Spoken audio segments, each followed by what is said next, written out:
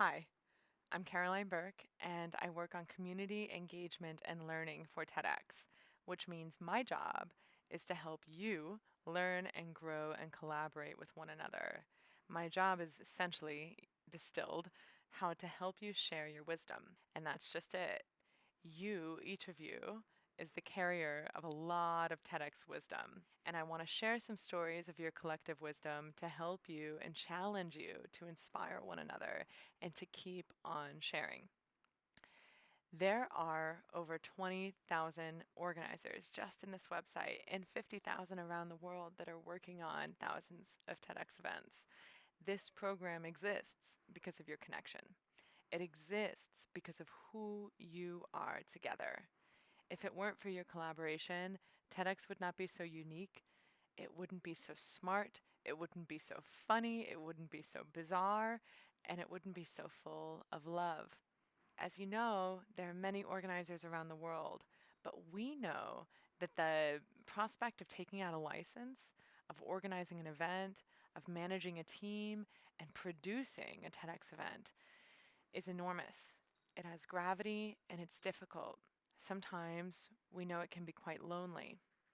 So we want to acknowledge that and also just remind ourselves and you that you and we are not alone. That's evidence from you just watching this video and from your journey alongside other organizers in your city and your country and in your region as you volunteer to create these events.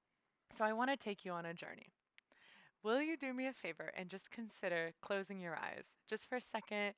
And I know that probably the last time someone asked you to close your eyes, they said, imagine a beach, but that's not what I'm going to do. Just close your eyes and imagine this instead.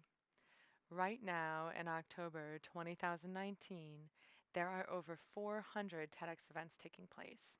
And any given day that you watch this, no matter when it is, there are probably around 10 events happening.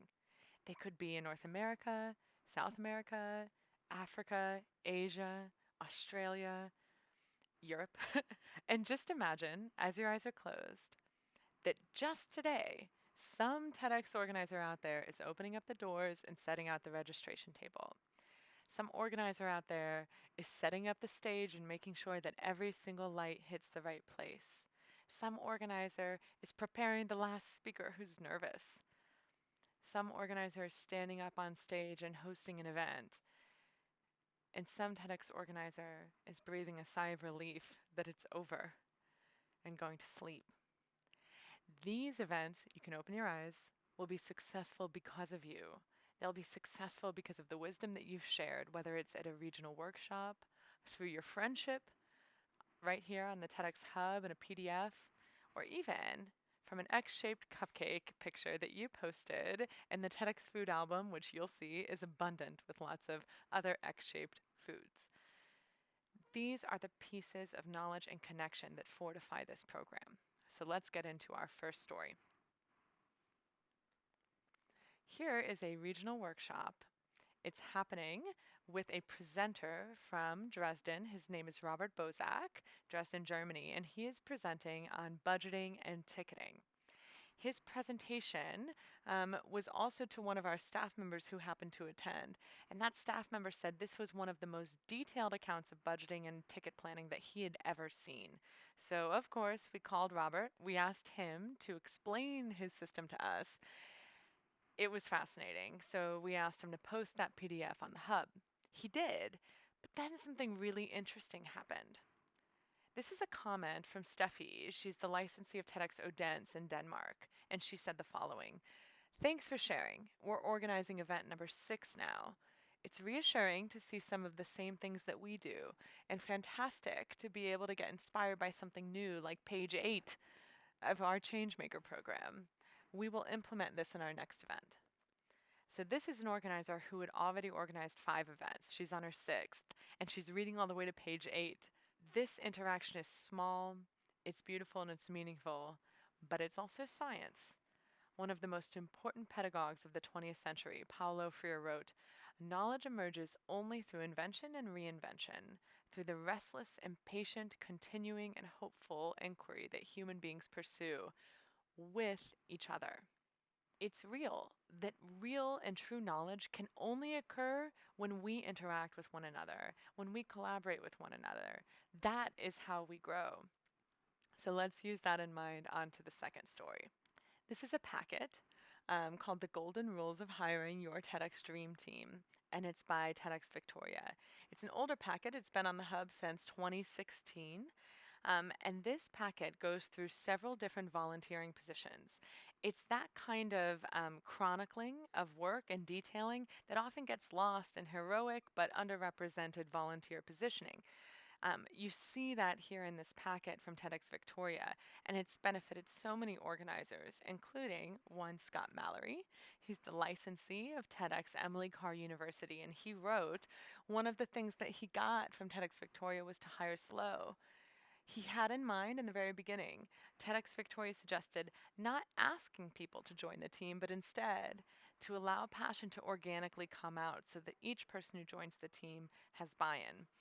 It's a maybe seemingly simple lesson, but it's huge as you're imagining how to build this volunteer cohort. It's something that Scott said fundamentally changed the way that he led his team. And now his event is doing quite beautifully. But there's one other thing about TEDx Victoria's packet that was particularly unique. It's this position. It's called the Volunteer Coordinator Mentor. So, this is a mentor for the new volunteer coordinator. It's a position that exists solely for the purpose of succession. It's a position that really, through its vision of succession, has in mind that the mission of this event goes far beyond just one particular person, but to a legacy that all of them have created together beyond the time that they serve on the team. These positions of succession shouldn't just exist for a mentor. They can exist for every position on your team, most importantly, the leadership. It's that kind of succession, it's that kind of leadership and legacy that we want to create so that the work that we do with our team lives on far beyond us and goes deep into the community and lifts it up for years to come. Finally, relationships are the core of our learning. Over the last summer, we've been asking TEDx organizers about their relationships with one another. We've been interviewing them, and we've been hearing some really beautiful anecdotes about how they've grown through one another's lens. Here's the first very sweet anecdote. It's from Kalo Kubu. She's from TEDx Johannesburg in South Africa, and she told us a story of visiting Sydney, Australia, the licensee Remo Jouffre, who took her around his neighborhood. He took her around and he introduced her to everyone that they came in contact with, but he knew most of them. He told her, "This is how you build a community event. This is how you build an event that's representative of who is around you." Kalo took that lesson and imbued it into what she created in TEDx Johannesburg and said that it fundamentally changed the way that she organized. Um, This is Elena Crecia of TEDx Sao Paulo in Brazil. She said that she learned from Jerry Garbulski of TEDx Rio de la Plata in Argentina how to live televise an event. It was Jerry who showed her the ropes and Jerry who gave her team and her event the ability to do this to a broader audience. This is Safra Anver from TEDx Colombo in Sri Lanka. She told us that she learned from Dave Lim in Singapore, TEDx Singapore, how to scale her event and how to make it truly big but with impact. This is Sarah Sabai from TEDx Hamra in Lebanon. She apprenticed and was mentored by Patricia Jugib, also in TEDx Beirut, Lebanon. Patricia took Sarah under her wing and taught her a lot of what she knows about organizing TEDx events. Sarah worked on Patricia's team, but then she took out her own license and started organizing her event, TEDx Hamra. She used to call Patricia when she had questions, when she needed advice, and when there was a crisis. One day, Patricia picked up the call and she said, "Listen, Sarah, I can help you, but you have the answer inside you. Trust yourself." And here we see one of the biggest gifts that we can get from collaboration with one another: trust. Trust from someone else that we can do it, trust and confidence that we can do it well. Finally, this is Cristina Huesas from TEDx Victoria Gasteiz in Spain. She said that she learned from Marcela Garcia and TEDx Ciudad de Mexico in Mexico to have an electrician on staff. That's just in case the power goes out. You may not be able to fit into your budget this time, but just in case, trust us, we've had the power go out. It's worth it. These stories of shared wisdom, of friendship, of camaraderie are the thing that help make this process possible, are the things that help this program stay strong. It reminds us that we're not just organizing an event independently in a silo, that we're not creating something beautiful but alone.